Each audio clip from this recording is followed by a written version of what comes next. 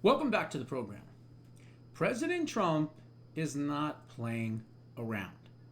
He has now taken out the 10th Venezuelan drug boat. Okay? He's not playing around. And I'm going to show you in this segment why I say that, number one, but more importantly, what's going to happen next.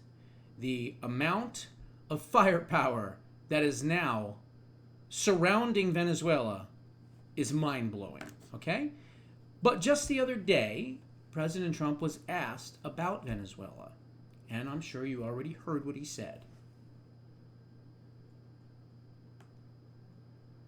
Right here. My bad. Necessarily ask for a declaration of war. I think we're just going to kill people that are bringing drugs into our country, okay? We're going to kill them, they're going to be like dead, okay? Well, I don't think we're going to necessarily ask for a declaration of war. I think we're just going to kill people that are bringing drugs into our country. Okay? We're going to kill them. They're going to be like dead. He's not playing around, okay? He is not playing around. And just to let you know how serious things are getting, okay, he is in the process with the Department of War of strategizing cartel strikes, and they're gonna happen soon. When? I don't know. I don't have a crystal ball. Could be 30 days, could be 60 days, maybe even less. I don't know. Listen to this. President Donald Trump is considering plans to target cocaine facilities and drug trafficking routes inside Venezuela, though he has not yet made a permanent decision whether to move forward yet with all of this. However, there are plans being put in place for when he gives the go. Outward signs on Friday pointed towards a major potential military escalation, with Defense Secretary Pete Hegseth ordering the Navy's most advanced aircraft carriers and strike force groups to be stationed in Europe that are now being sent to the Caribbean region amid a massive buildup of U.S. forces. Trump has also authorized the CIA to conduct covert operations inside Venezuela. Now, let's stop there for 1 second.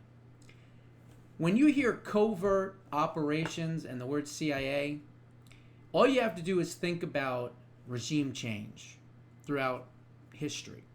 The fact that they tried to take out Castro with covert CIA operations. The fact that covert CIA operations almost certainly took out JFK. Now he's talking about covert operations, $50 million bounty or $100 million bounty on Maduro's head. You don't need to be a rocket science to figure out what's going to be happening soon, okay? The president has not ruled out taking a diplomatic approach with Venezuela to stem the flow of drugs into the United States. However, Venezuela is refusing to speak. So, the talks are off for now. Marco Rubio may be sent to Venezuela within the next week to 2 weeks to see if there's a way to solve this diplomatically. Look, President Trump is a president of peace. He's willing, though, to use extreme violence in order to make his point for peace across. This is what he's done in so many conflicts with Iran, of course, taking out their nuclear facility, but still wanting peace. The Hamas deal, what did he say? If you don't disarm, we're going to disarm you, okay? So even though he's the president of peace, he's not afraid to use violence when needed. So then it says, Venezuela is not known to be a major source right now of cocaine, but the Trump administration has been aggressively trying to link Maduro to the drug trade. This is CNN, by the way, just so you understand. Of course, the cartel of the sun is literally run by Maduro, okay? Literally run by Maduro. This is a CNN article, so keep that in mind. There are plans on the table that the president is considering regarding operations on targets inside of Venezuela, one administration official told CNN. but they won't rule out diplomacy. Okay, enough of that. So why do we think that a military excursion and conflict is likely going to happen? Well, because this is what is already right now surrounding Venezuela. Okay? You ready for this? You have the USS Iwo Jima, which is a Wasp-class amphibious assault ship. You have the USS Fort Lauderdale, which is, again, a transport dock. USS San Antonio, another transport dock. You have the USS Lake Erie, is a guided missile cruiser. You have USS Gravely, which is a destroyer ship. You have the USS Jason Dunham, another destroyer ship. You have the USS Stockdale, another destroyer ship. You have the MV Ocean Trader, which is a special operations ship. You have a USS Minneapolis St. Paul, which is the literal combat ship. You have the USS Newport News, which is a nuclear-powered attack submarine. You have a V-22 Osprey, and again, there could be multiples of these, but and this says tilted rotor military transport and cargo aircraft. You have the Seahawk Navy helicopters.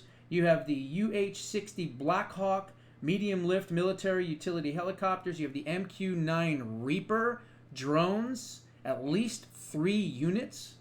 You have the P-8 Poseidon, which is a reconnaissance aircraft. You have F-35, there's 10 fighter jets. You have the Harrier, which is a fighter jet. You have the T-38A Talon, which is a supersonic jet trainer. You have a C-17 Globemaster III, large military transport aircraft. You have a B-52 Stratofortress, long-range strategic bomber. A C-130J Super Hercules, which is a tactical aerial refueling and transport plane. You have an AC-130J Ghost Rider, heavily armed fixed-wing gunship. A KC-46 Pegasus, aerial refueling and strategic military transport aircraft. C-5M Super Galaxy, which is a strategic transport aircraft. And you have a KC-135 Stratotanker, aerial refueling tanker aircraft. More than 4,500 Marines and Navy personnel as well.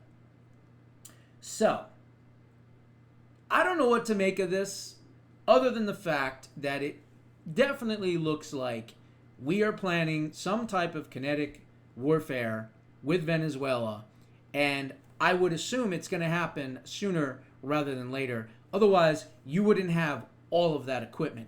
You know, anytime there's a conflict around the world or someone starts, saying certain things or doing certain things, obviously they go and they try to do the sanctions first and this and that. And then what do they usually do? Like, for instance, with China. If China goes into the South China Sea and they make a provocative move, what happens? We end up sending a fleet of, 7 ships. And basically like, hey, just a warning, we're in the area now, don't play around with us, right? This is not. This is an all-out military assault that clearly has the weaponry and capabilities to strike Venezuela on land, wipe out the drug cartels, and go in on land and either kill or capture Nicolas Maduro. I'm not an expert on military equipment and all that stuff. I'm just telling you what I'm seeing and what I'm reading. Something's going to happen. When? I don't know, but it's going to happen. Those are my thoughts. What are yours? Put them down in the comments below. We'll see you in the next one.